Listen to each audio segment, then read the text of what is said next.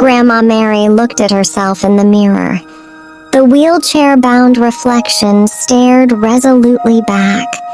The white bobbed hair and wrinkly skin gave away her age, but the fire in her cat-green eyes had never faded.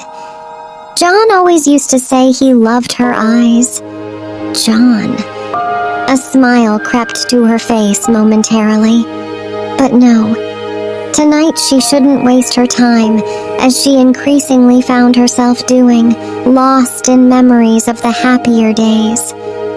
No. Tonight she had important business to attend to. Grandma Mary straightened her clothes as well as she could, and looking into the mirror felt satisfied. Her flat, too, was in pristine condition. Yes. She had important business to attend to tonight. Tonight, she had to die. It was never too old for suicide.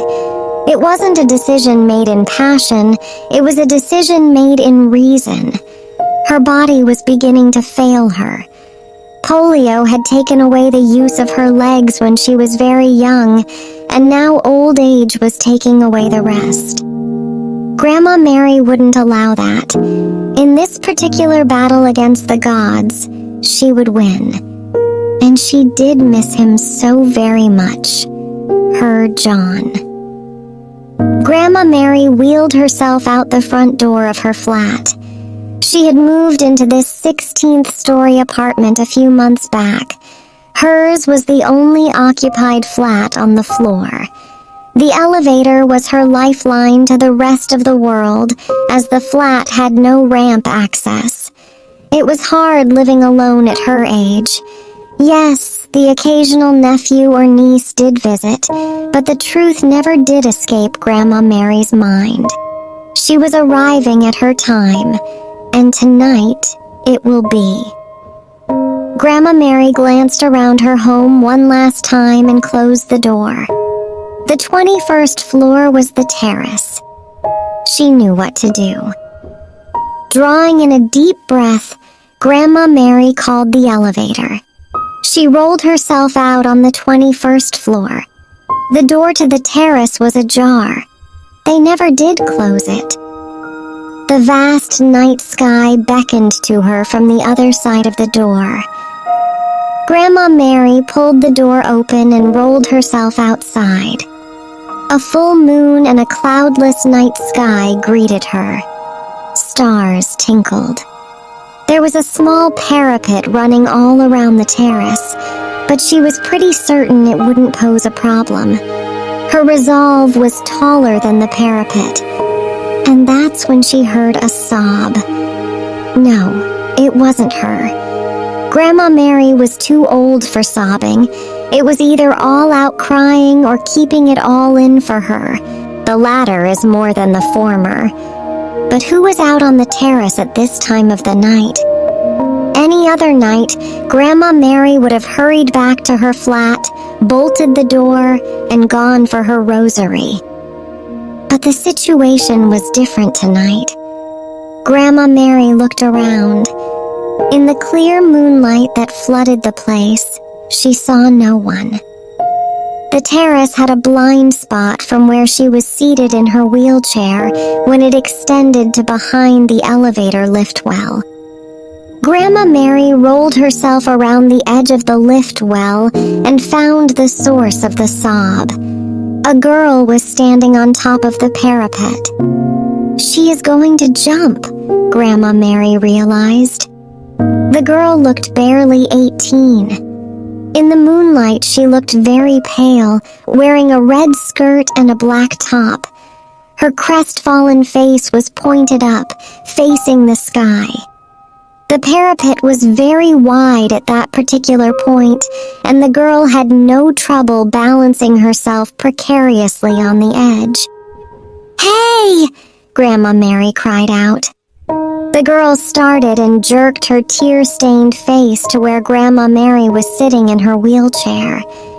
She was pretty in a quaint and quiet way, despite the tears.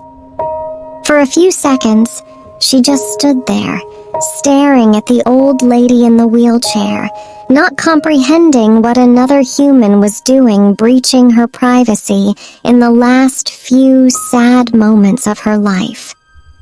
She then looked away over the parapet's edge and rooftops far below, and lifted a leg off the edge. "Hey! Hey!" Grandma Mary threw herself forward almost reflexively.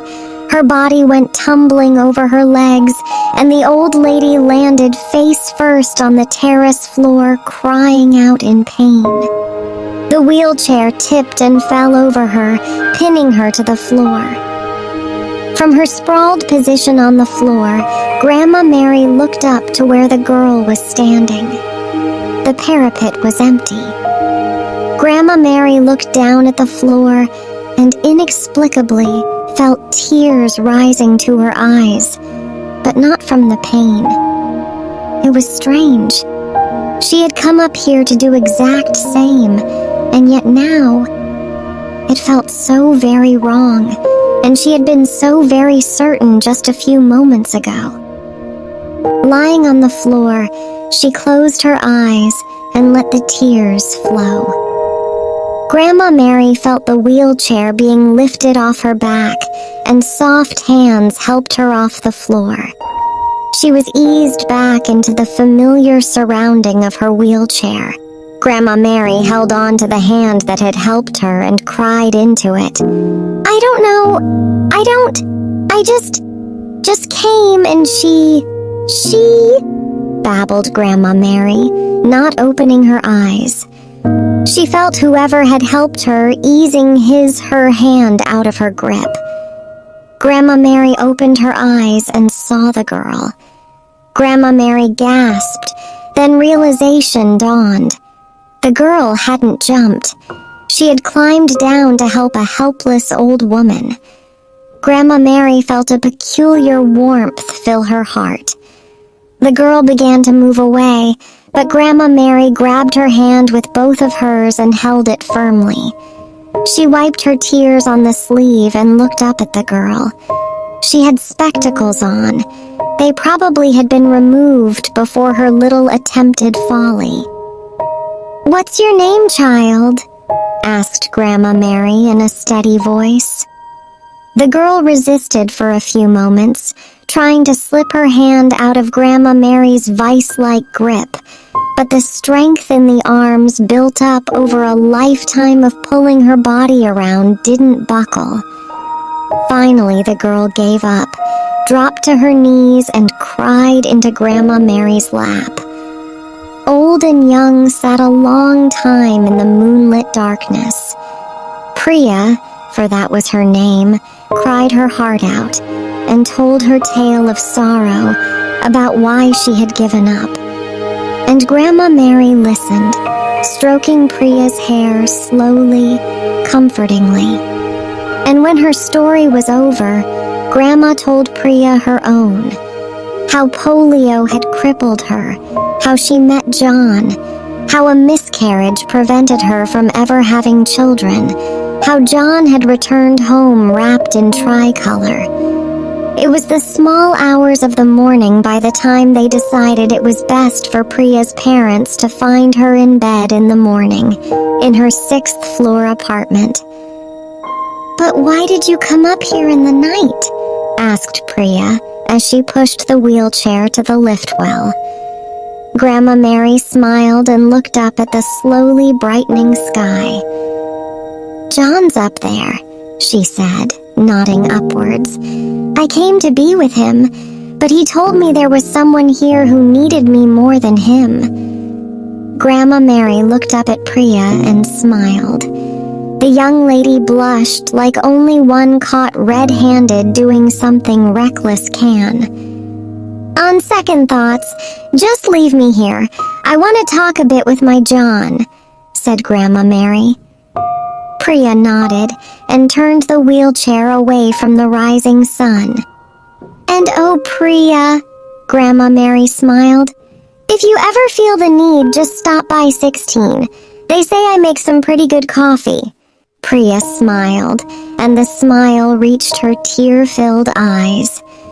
She bent down and kissed Grandma long and hard on the cheek. Okay, Grandma Mary laughed. Don't crush me. Priya let go and walked towards the elevator. Grandma Mary watched as she entered and waved a bye as the doors closed. She watched as the elevator screen slowly counted down from 21 to 6 and stopped there. Grandma Mary smiled and looked in the opposite direction to where the parapet was the smallest. The morning rays washed over her. Nope. She closed her eyes, took in a deep breath, and looked up at the heavens. You had to win this time too, hadn't you? She chided God. It was never old enough for suicide.